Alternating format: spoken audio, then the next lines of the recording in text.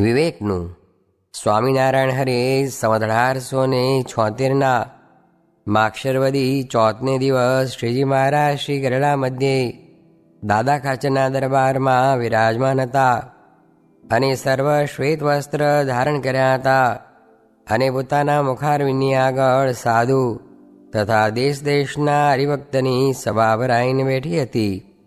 પછી શ્રીજી મહારાજે એમ વાર્તા કરી જે ભગવાનના ભક્તને સત અસતનો વિવેક હોય તે તો જે અવગુણ પોતામાં હોય તેને જાણે અને વિચારીને તેનો ત્યાગ કરી દે, અને સંતમાં અથવા કોઈ સત્સંગીમાં કાંઈક અવગુણ પોતાને ભાસતો હોય તો તેને ત્યાગ કરી દે અને તેના જે ગુણ તેનું જ ગ્રહણ કરે.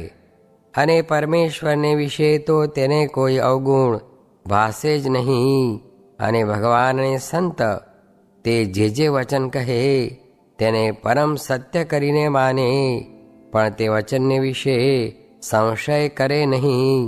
અને સંત કહે જે તું દેહ, ઇન્દ્રિય, મન, પ્રાણથી જુદો છું અને સત્ય છું અને એનો જાણનારો છું અને એ દેહાદિક સર્વે અસત્ય છે, એમ વચન કહે તેને સત્ય માનીને તે સર્વથી જુદો આત્મા રૂપે વર્તે, પણ મનના ઘાટ ભેળો ભળી જાય નહીં. અને જેણે કરીને પોતાને બંધન થાય અને પોતાને એકાંતિક ધર્મમાં ખોટ આવે એવા જે પદાર્થ તથા કુસંગ તેને ઓળખી રાખે અને તેથી છેટે જ રહે અને તેના બંધનમાં આવે નહીં, અને સવળો વિચાર હોય તેને ગ્રહણ કરે અને અવળો વિચાર હોય તેનો ત્યાગ કરે, એવી રીતે જે વર્તતો હોય ત્યારે જાણીએ જે તેને વિવેક છે. ઇતિ વચનામૃતમ. એ રીતે ગરડા પ્રથમ પ્રકરણનું 16મું વચનામૃત જે તે થયું. ભગવાનને સાધુના મહિમાની બહુ વાત કરી ત્યારે પ્રશ્ન પૂછ્યો છે, આવો મહિમાનો સાક્ષાત્કાર કેમ થતો નથી? તેનો ઉત્તર કર્યો છે, સાક્ષાત્કાર થાય તો છકી જવાય, માટે ધીરે ધીરે જ્ઞાન આપે છે ને મહિમા વૃદ્ધિ પમાડે છે. જેમ ફળ પુષ્પ વૃદ્ધિ પામે છે તેમ થાય છે, એ ભગવાનને જેમ ઘટે તેમ આવડે છે ને જેમ ઘટે તેમ કરે છે, ને ઠામુકું આપે તો ગાંડા થઈ જવાય, માટે ભગવાન ઠીક જ કરે છે. સ્વામિનારાયણ હરે સ્વામીએ વાત કરી છે, કોઈકને ભગવાન પ્રધાન હોય ને કોઈકને વ્યવહાર પ્રધાન હોય, એ બેને બરાબર ફળ ક્યાંથી મળશે? માટે આ વાત પણ જાણી રાખવી. સ્વામિનારાયણ હરે સ્વામીએ વાત કરી છે, શાસ્ત્રમાં અને સત્પુરુષના કયામાં એમ છે જે મોટા રાજી થાય તો સર્વે કામ થાય. તે રાજી થયાના ઉપાય 4 છે. તેની વિકતિ જે એક તો એને કાંઈ પદાર્થ જોતો હોય તે આપવું, ને બીજું તેના દેહની સેવા કરવી, ને ત્રીજું તેને આગળ હાથ જોડીને વિનય કરવો, ને ચોથું એની અનુવૃત્તિ. તે અનુવૃત્તિમાં તો સર્વે વાત આવી જાય, એ જેવું બીજું નથી. સ્વામિનારાયણ હરે સ્વામીએ વાત કરી છે, એકલી ભક્તિએ કરીને દેહ દમાય નહીં ને બળ પણ ઘટે નહીં. એ તો જ્ઞાન ને વિચાર બે જોઈએ. ને દાખલો તો ખેડૂ ઘણા કરે છે, તે બળિયા થતા જાય છે. સ્વામિનારાયણ હરે સ્વામીએ વાત કરી છે, ભગવાનની મૂર્તિ, ભગવાનના સાધુ ને ભગવાનની આજ્ઞા એ 3 વાતમાં જ માલ છે, એવો બીજી કોઈ વાતમાં માલ નથી. ને જ્ઞાન, વૈરાગ્ય, ધર્મ તે તો જેમ કોદાળી, પાવડા ને દાતરડા તેને ઠેકાણે છે. મોટાની તો એમ સમજણ છે ને અમે તો એક ભગવાન રાખ્યા છે ને બીજું રાખ્યું નથી. સ્વામિનારાયણ હરે સ્વામીએ વાત કરી છે, 1,00,000 મણ લોઢાની લોઢી ધગી હોય, તેના ઉપર 1-2 પાણીના ગળા ઢોળીએ, તેણે કરીને ઠરે નહીં. ને ઠારવી હોય તો ગંગાના ધરામાં લઈને નાખીએ તો 10-15 દિવસ સુધી તો હવેલી જેવડી છોડી ઉછળે, ત્યારે માંડ ઠરે. તેમ પંચ વિષય કરીને તો જીવ ધગી જાય છે.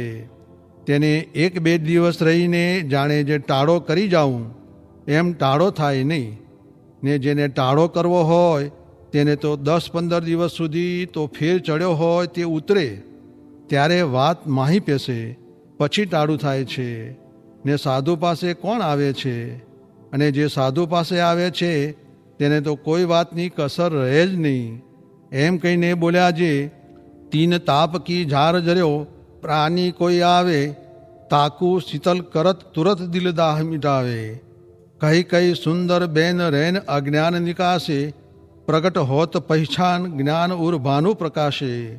વૈરાગ્ય ત્યાગ રાજત વિમળ, ભવ દુઃખ કાટત જંતકો, કહે બ્રહ્મ મુનિયા જગત મેં સંગ અનુપમ સંતકો. એવો સત્સંગ મળ્યો છે પણ સમાગમ વિના કોઈને ગમ પડતી નથી, ને જ્યાં સુધી સત્પુરુષનો સંગ નથી થયો ત્યાં સુધી કાંઈ નથી થયું. તે ઉપર બ્રહ્માનંદ સ્વામીનો સવૈયો બોલ્યા છે, રાજ ભયો કહા કાજ સર્યો, મહારાજ ભયો કહા લાજ બઢાઈ. શાહ ભયો કહા બાત બઢી, પત શાહ ભયો કહા આન ફિરાઈ. દેવ ભયો તો કહા ભયો, અહમેવ બઢ્યો તૃષ્ણા અધિકારી. બ્રહ્મ મુનિ સત્સંગ વિના સબ ઓર ભયો તો કહા ભયો ભાઈ. એમ સત્પુરુષનો સંગ નથી કર્યો ત્યાં સુધી કાંઈ કર્યું નથી. સ્વામિનારાયણ હરે સ્વામીએ વાત કરી છે, ગામ રોયશાળામાં વાત કરી છે.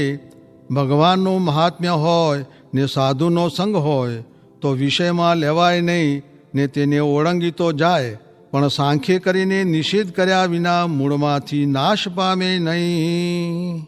સ્વામિનારાયણ હરે સ્વામીએ વાત કરી છે, એક રેણીએ દેહ મૂકો કઠણ છે, તે ઉપર ગઢડાની ડોશીની વાત કરી.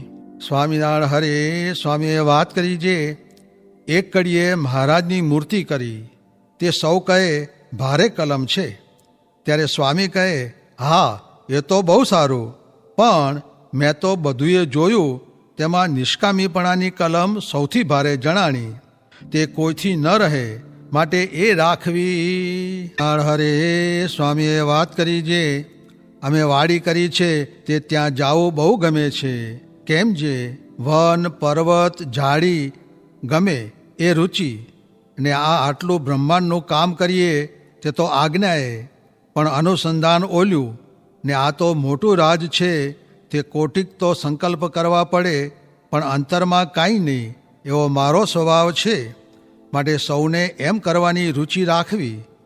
કરવા માંડે તો થાય, જેમ ભણવા માંડે ભણાય છે, એ આદિક સર્વે ક્રિયા કરે તો થાય. આ ગિરનાર જેવડા તરંગ હૈયામાં ઉઠે, તેથી મોટા ડુંગર જેવડા ઉઠે. તે માટે જરા જરા બંધ રાખીને ભગવાનને સંભાળવા.